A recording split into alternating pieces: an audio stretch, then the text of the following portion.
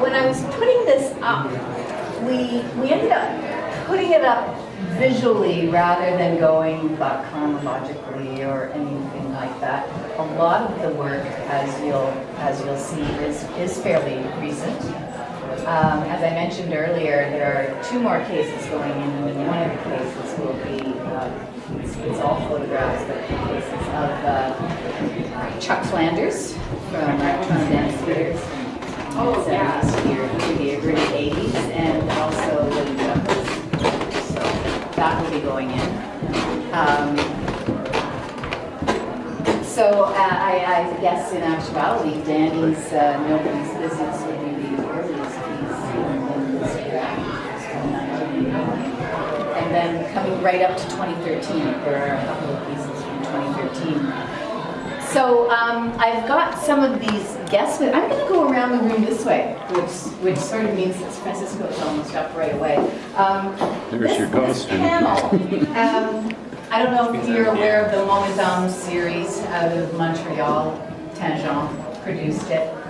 They were trying to encourage originally the male voice. It went through a few incarnations, but at the beginning, I believe, 1983, and went dormant for a while, and then came back as Moment Danse Gay. So they really then went for content. And after a while, they felt it had run its course and that, in fact, it might be marginalizing a group of people in the community, and so they abandoned it. But you can see the number of people that went through that series, which is quite impressive. So we come to Conrad Alexandrovich, who has been living in Victoria for some time now after Vancouver, but started his dance career here in Toronto. Before I just turn it over to Francisco, he was unusual at that time because of the amount of text that he used, a lot of it original text. He was a writer, he was a dancer, and he wanted to combine the two, and it was kind of dance theater. And now he's at UVic in the theater program there, and he sort of calls what he does now theater dance. So he's kind of the same thing, but just from a different angle. Boys Will Be Men from 1984, and then this is a dance from, that's 93, but Hard Drive from 92, so in that zone. So Francisco, I'm wondering if you could just give us a little bit of a backdrop of what was Conrad about? Well, so Conrad and I have actually been best friends for probably going on 40 years now. We both started dancing around the same time at York University, and we were both people who sort of came to dance relatively late. I was 19, he was probably 20 or so. He started, I think, a year before me. But we had a common background because we had both gone to the same high school. We knew a lot of people in common. We actually lived in the same neighborhood in Ottawa. We didn't know each other, but once we knew each other, we could talk about people that we knew, families that we knew. And also, interestingly, Carol Anderson, who was the co-artistic director with Pat of Dance Makers at the time. Conrad and I were members of Dance Makers, also went to the same high school.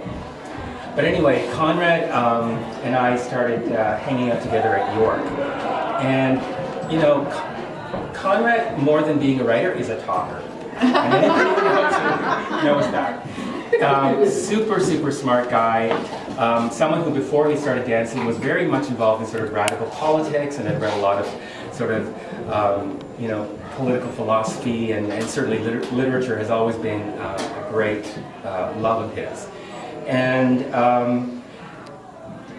we just happened to be the generation that was there, at the time of gay liberation, in a sense. And interestingly enough, right at the beginning of the AIDS crisis. So all those things kind of play into what Conrad is talking about over time. Conrad and I did one dance that he choreographed on me together at Dance Makers. And I recall Pat or Carol coming out of the administrative office one day, like, what is going on in here? Because we were both screaming at each other. And there is a part in the dance where we scream at each other, but we also just used to just generally scream at each other. So, you know, it was that kind of like, Yes. it wasn't love-hate, but it was more sort of love-frustration with another person. And the intention of this dance was never to be only about homosexuality. It was meant to sort of imply it very strongly in certain areas, but it just became this relationship between two very strong personalities, and so competition and athleticism and dominance, and that's actually that's Sylvain dancing role I originated with Conrad. And this right now Led Zeppelin is playing chords. That's the other thing that you'll always find in Conrad's work is an incredible sense of humor and very sophisticated sense of humor. So even though I wasn't really involved in these other dances, although I was involved in this dance on the soundtrack, because he needed someone Spanish speaking to utter some curses. I've been, you know, we were corresponding, you know, this was before email, you know, we would write letters. I've got all these letters saved up. And he would tell me about what was going on back in Toronto, because I had moved to Europe for a while. Anyway, but you know, there's another dance that I'm surprised is included, called the Wines of Tuscany, which is a dance really about a gay relationship explicitly, and it's basically a dance adaptation of a trip he took through Europe one summer with his lover at that time, and turned into quite a successful dance that toured across Canada as well. But you know, Conrad also had this great sense of theatrical flair, and so it was never enough just to sort of appear on the stage with black tights. It was always about really, you know, think very hard about, you know, this Charlie Chaplin-esque almost kind of character that he could create that was different in every work that he did. So that's all I'll say about that, and I'm happy to answer any questions. I just want to say one more thing, because we were just looking at this video, and